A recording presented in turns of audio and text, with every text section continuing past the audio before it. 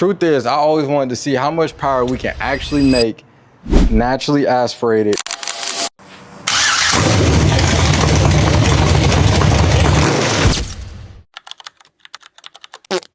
Now, when it comes to the NA world, I feel like it's a dying fade. Nobody wants to build out a NA motor. Everybody wants to go boosted. And me personally, I'm not with that. I want to bring back real hot rodding. Before I go in depth or anything like that, this motor was supposed to be a budget build, and it's no longer gonna be that. When you're chasing horsepower, you gotta upgrade some parts. So at first, I had this sloppy stage 2 cam in it. Probably gonna throw that in something else, I don't know. Probably throw it in my girl tracks. What do you think about that? Oh, so you're mute now. But whenever you want to argue, you got a whole lot to say, but oh, now you, all right, my bad. So we put the junkyard dog cam in there. The next step will be stepping up the heads or doing some sort of head work. This motor is carbureted. I know it's carbureted. We teamed up with Robert Johnson, and y'all probably don't know him, but y'all will hear soon because these heads make good power. So he added 2.02 stainless valves in my heads, ported them beautifully. Added my 660 springs. He said they flow up to like 345 CFM. When I said the other part you're gonna hate is they're cathedral port heads. So these are 243 heads. When I said 6.0, I just say that because it says 6.0 on the block, but this is really a 6.2. I had to punch my engine over some because it was some issue with my cylinder walls. So I have flat top 6.2 pistons in there, and everything else is just basic. Like, I mean, up to the bearings, gaskets, you know, just the basic of the basic. So with those heads, this camshaft, I have a Holley 850 carb on it. I think I should be able to make 550 horsepower, but we're gonna see that real soon, because once I get these heads on here, start this motor back up, we're gonna take it to get it engine dyno, and we're gonna see how much power it actually makes. Let's get into installing these heads.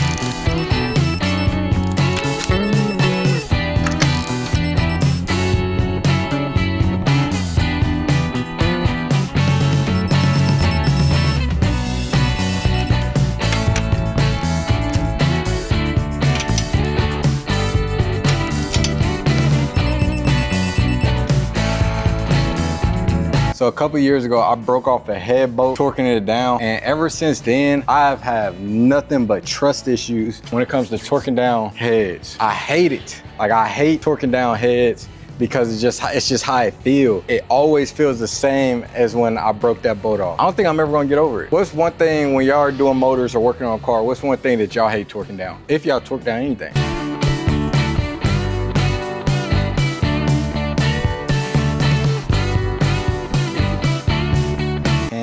Install the intake and the valve covers. Now we're pretty much all back to step one. I have to do some more things before I can just go ahead and retry to start this motor up. I have to figure out and learn how to rebuild this carburetor. But it was ran one time on an engine dyno by my big bro Charles, and it's been sitting for years. Last time I tried to start this motor up, the floats was sticking. I could not raise or lower fuel level on here, so it wouldn't run correctly. So it's pretty much like sprinkling out fuel. Now, I'm not no big carb guy, so I really don't know too much about them. All I know is I guess I'm gonna have to try to do this by myself. Hopefully it's not that hard. Y'all gonna see in the next clip, I'm pretty much gonna be rebuilding this carburetor. I kind of forget where I left off on the last clip, but I think I was talking about rebuilding this carburetor. I ended up just locking in because I'm not gonna lie, I honestly don't know how some of you boomers work on them things. I had to read a book and some more stuff. It was not fun. I got it done. I just ended up knocking it out. It took me like a couple hours. It's not hard, but it's just like, it's not EF5. I got it all put back together. I said I might as well run this motor on an engine stand just to make sure everything is perfectly fine with this carb. I was just gonna put this together and not show you guys how to do it, but I said, why not be a nice guy and show you guys how to make a run stand. First, we gotta tighten up this starter. But last time I started this motor up, I don't think it counts because I had a different cam in it and I didn't have long tube headers, and also it didn't run at all because of the carb. Put these spark plugs in there now. These are spark plugs I'm using, 4177 Ti6.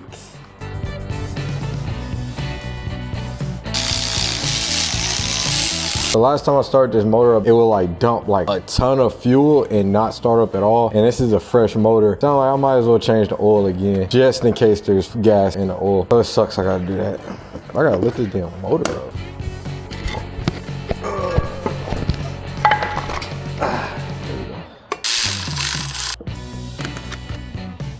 Yeah, it smells like gas a little bit. All right, so when it comes to making a test engine stand, it's really simple. First thing first, you're gonna need a battery, a fuel pump. So I got this fuel pump from O'Reilly's and I just made a plug. You're gonna go from ground to the fuel pump to ground to the battery. For me personally, I put it on like this little post because we're gonna have more grounds than we are gonna have positives. And then you're gonna come from the battery, of course, because this has to be a ground. On the MSD, you're gonna have 2 wires. The red wire is gonna be ignition, and then the black wire just straight up ground that. Once you get those situated, for your ignition coils, you're gonna have passenger and driver side. Then you have 2 grounds that come off of there. You just ground them to the back of the head. And then you're gonna have a coolant temperature sensor wire, plug that up, and then your cam and crank wires. You have to ground your blocks. I'm gonna come from like right here to right here. I ain't got that much wire to play with, so. All right, so before I get too ahead of myself and forget to pick up the camera because I'm too turned up about starting this motor up again, you're gonna go from the big lug on the starter straight to the battery, small lug on the starter, and you're gonna run it to a push button switch. I would bump it, but I ain't got no oil in there. And you're gonna go from one side to the small lug on the starter, and then one side straight to the battery. And now we just have to wire up our fuel pump and MSD. The way I'm gonna do it is I'm gonna run a relay, tie in the red wire, which is the ignition wire.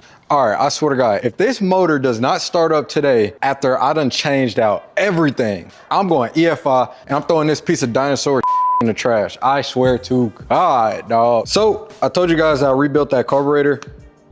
Sort of kinda. I changed all the gaskets, I cleaned everything out, but we were having an issue with this thing. So some of you old folks probably know what this is. Some of you young folks probably don't, if this thing will focus. So this was a needle for the squirters. If anything on a carburetor has just a little bit of trash on it, everything will not work. So that needle was literally lodged up into this little squirter thing right there. It wouldn't let me squirt out fuel. So before I rebuilt this car, which is kind of the reason why I rebuilt it. So what I learned is gas acts like glue in carburetors when you do not properly store them or clean them or whatever. So that needle was literally stuck in there. I had to use picks. I tried carb cleaner. I tried smacking it on the bottom just to make sure it could come out. Literally nothing was working. But now we got it out, we got it replaced. And we about to fire this motor up for the first time, dog. We about to see what it do. First time I fired this motor up a while back, kind of got blue balls because it didn't want to stay running. Pray to God that it squirts fuel off up in here. That's the main thing. Well, let me check that.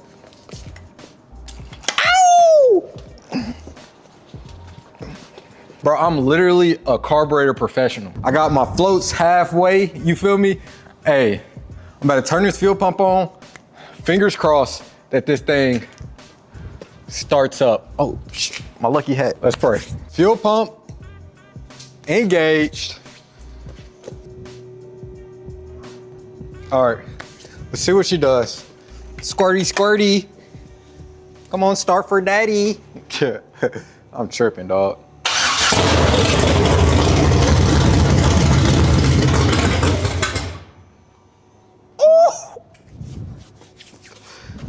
That surprised the bro, what? I'm literally him, dog. We gotta start it back up. Got to.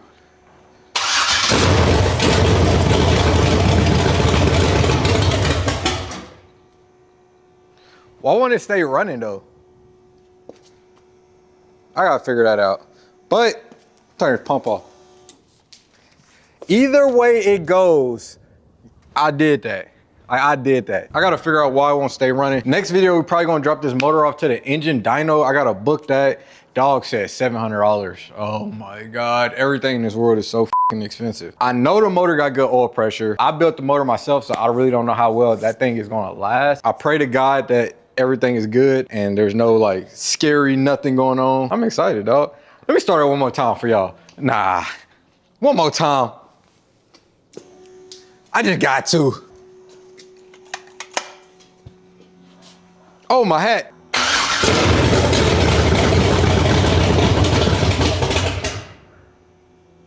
just don't know why it does that.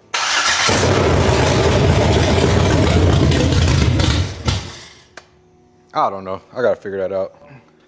So I was gonna end the video off right there, but I just felt like that wasn't right. So today we're gonna actually try to get this motor running. What you talk about? What you talk about? I got my little helper, my helper with me. Say what up, Drew. Say hi. Hi. Hi. Hi. Hi. Hi. Hi. Hi. We're gonna get that motor running today? Oh, you confused. I get, well, I hope that's a yes. So I was definitely trying to go the cheap route when it came to doing the fuel system on that run stand. And today I'm going to grab my fuel regulator off this car. Hopefully I can get to it. It's underneath the car. Only bad part is I can't even see it, but I hope, whoa, nope, it's cool. Oh, that was easy. That was super easy. Whoever said being lazy doesn't help. Good thing I didn't bolt this all the way up. I just had the lines ran to it. I was thinking it was gonna be hard to get to it. It's gonna be difficult. I ain't got no jack. I ain't got nothing. Now we about to shoot over to the shop and get the thing installed. And I learned when you take the fuel lines off, if your bowls are filled and all the gas jumps in your engine, I had to learn that the hard way. Had to do another expensive oil change. And the main reason like I'm installing this fuel regulator is because I didn't put this fuel system together correctly. I was really doing like the cheap route. You know, of course, when you're troubleshooting and trying to chase problems, you start to figure out you messed up somewhere. So as y'all saying, it would start up perfectly fine every single time, but it would just completely die out. And it just had me thinking like, is it the carb? Did I mess something up? Is it timing? But the way it sounded when it starts up, what'd you do? What did you do? Why? This is gonna be difficult having a child and trying to do all this stuff. Super hard, because she just wants to get into everything. Ain't that right? And I kept overlooking the one thing, fuel. The string was right. I was so focused on the needle not working in the car, overlooked what freaking fuel pump I had. Some of y'all probably caught it in the video like way before, probably trying to tell me, Davion, look at your pump, look at your fuel pump, it's too weak. The PSI this fuel pump flows is 2 to 3.5. max. So I went out and got one of the cheapest fuel pumps on Amazon, but it's an EFI fuel pump. So all I needed to do is just work for a little bit. I don't care if this thing failed or what. JDM speed. I'm gonna install this fuel pump, put these hoses on. Yeah, that's a fuel pump, mama. Oh. Yeah. Say fuel pump? Yeah. Yep. No. I kind of wish that I had some people that are cool with that could come help out and assist me, or if like I was cool with like the engine dyno place, regardless if I'm messed up or not, they'd still like help me out. Like when I watch Old Man Garage and the Street Racing channel, they pretty much be like, they figure it out when they get there. And I don't think that's gonna be the case for me. I ain't got that much motion yet. True, you have a problem. Huh? You have a problem. All right. And this is the part that nobody really shows you on YouTube. You spend all this time chasing a problem, overlooking the most simplest things possible. I'm gonna show you guys it all.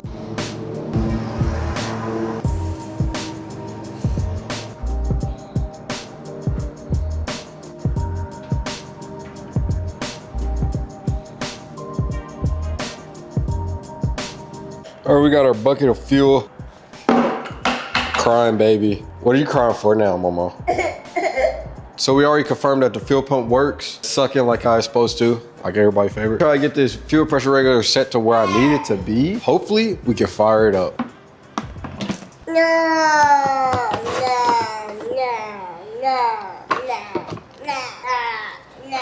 Oh, it's always something. Always freaking something. So I turned the pump on.